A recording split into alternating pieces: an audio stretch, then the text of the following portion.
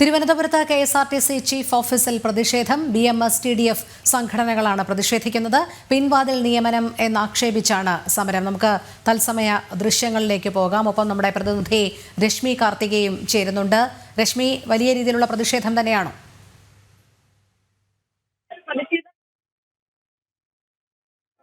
വലിയ രീതിയിലുള്ള പ്രതിഷേധം തന്നെയാണ് KSRTC ചീഫ് ഓഫീസിന് മുന്നിൽ നിലവിൽ നടക്കുന്നത്. MDയുടെ ഓഫീസിന് മുന്നിലാണ് ഇപ്പോൾ പ്രതിഷേധം. BMS ഉണ്ട്, TDF സംഘടനകളാണ് പ്രതിഷേധിക്കുന്നത്. KSRTCയിൽ പിൻവാതിൽ നിയമനം നടത്തുന്നു എന്നുള്ളൊരു വാർത്ത ജനം TV പുറത്തുവിട്ടിരുന്നു. അതായത് ഈ KSRTCയിൽ നിന്നും വിരമിച്ച് പോയവർക്ക് വീണ്ടും ഡ്രൈവർ ട്രെയിനി തസ്തികയിൽ നിയമനം നൽകുന്നതിനുള്ളൊരു വാർത്ത ജനം TV സംപ്രേഷണം ചെയ്തിരുന്നു. ആ വാർത്തയുടെ അടിസ്ഥാനത്തിലാണ് ഇപ്പോൾ ഈ ഒരു പ്രതിഷേധം നടക്കുന്നത്. ഇവിടെ ഇപ്പോൾ ഇന്റർവ്യൂ നടക്കുകയാണ്. ചീഫ് ഓഫീസിനകത്ത് MDയുടെ ഓഫീസിന് മുന്നിലാണ് പ്രതിഷേധം. നിങ്ങൾ എന്ത് സാഹചര്യത്തിലാണ് ഇത്രത്തോളം ശക്തമായ ഒരു പ്രതിഷേധം നടത്തുന്നത്? അല്ല, KSRTCയിലെ 44,000 തൊഴിലാളി ഉണ്ടായിരുന്നത് ഇപ്പോൾ 22,000 ചുരുങ്ങി. ആ 22,000 ചുരുങ്ങിയെന്ന് മാത്രമല്ല, KSRTC പൊതുസമൂഹത്തിൽ നിന്നും അന്യം നിന്ന് പോകുന്നൊരു സാഹചര്യമാണ് ഇപ്പോൾ നിലനിൽക്കുന്നത്. അപ്പോൾ ഇതിൻ്റെ അകത്ത് ഈ വീട് വേകുമ്പോൾ വാഴ വെട്ടുന്നു എന്ന് പറഞ്ഞതുപോലെ KSRTCയിലെ വെഹിക്കിൾ സൂപ്പർവൈസർമാരായി വിരമിച്ചവർ, അങ്ങനെ വിരമിച്ചവരെ KSRTCയിലെ ഡ്രൈവർ ട്രെയിനർമാരായിട്ട് നിയമിക്കുകയാണ്.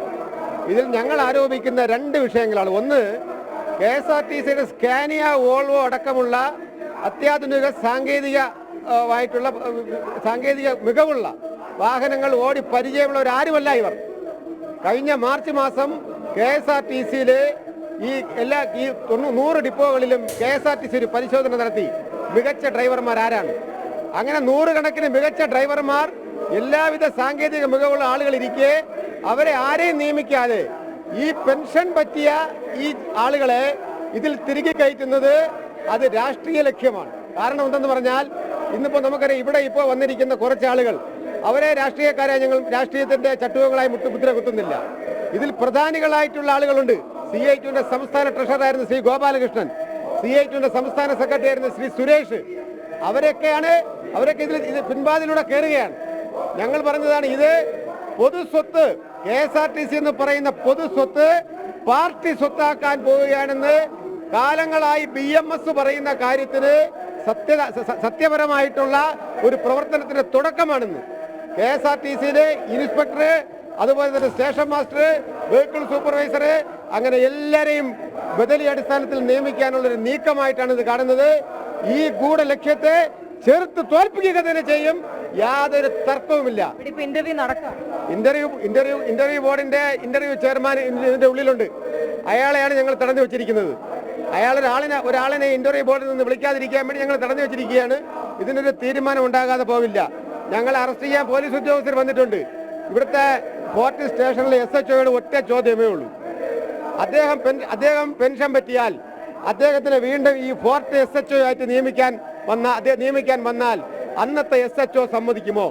തീർച്ചയായും അവർ ചോദിക്കുന്നത് വളരെ പ്രസക്തമായിട്ടൊരു ചോദ്യമാണ്. ഇവിടെ വിരമിച്ചവരെ വീണ്ടും ട്രെയിനിയായിട്ട് നിയമിക്കുന്ന ഒരു സാഹചര്യമാണ്. അത് പാർട്ടി അനുഭാവികളായിട്ടുള്ള CITUവിന്റെ സെക്രട്ടറി ഉൾപ്പെടെയുള്ളവരെയാണ് നിയമിക്കുന്നത്. ഏതായാലും ചീഫ് ഓഫീസിലെ MDയുടെ ഓഫീസിന് മുന്നിൽ ശക്തമായ പ്രതിഷേധമാണ് BMS നേതൃത്വത്തിൽ സംഘടിപ്പിക്കുന്നത്. തൊട്ടടുത്ത് തന്നെ മറ്റ് സംഘടനകൾ, TDF ഉൾപ്പെടെയുള്ള സംഘടനകളും പ്രതിഷേധം സംഘടിപ്പിക്കുന്നുണ്ട്. ഈ ഇന്റർവ്യൂ നടത്താൻ അനുവദിക്കില്ല എന്നുള്ളതാണ് ഇവർ പ്രധാനമായും പറയുന്ന ഒരു കാര്യം. ഇത്തരത്തിൽ പിൻവാതിൽ നിയമനം നടത്തുകയാണെങ്കിൽ ഈ KSRTCയിൽ ഡ്രൈവർമാരുടെ അശ്രദ്ധ മൂലം അപകടങ്ങൾ ഉൾപ്പെടെ നിരവധി ഉണ്ടാകുന്നുണ്ട്. ഈ ഒരു സാഹചര്യത്തിൽ ഇത്തരത്തിൽ പിൻവാതിൽ നിയമനം നടത്തുന്നത് വലിയ രീതിയിൽ തിരിച്ചടിയാകും. മാത്രമല്ല, KSRTCയിൽ മനുഷ്യരുടെ ആശ്രിതർക്കുള്ള നിയമനം പോലും നടത്താതിരിക്കുന്ന ഒരു സാഹചര്യത്തിലാണ് ഇത്തരത്തിൽ പാർട്ടി അനുഭാവികളെ നിയമിക്കുന്നത് എന്നുള്ളതും എടുത്തു പറയേണ്ട ഒരു കാര്യമാണ്.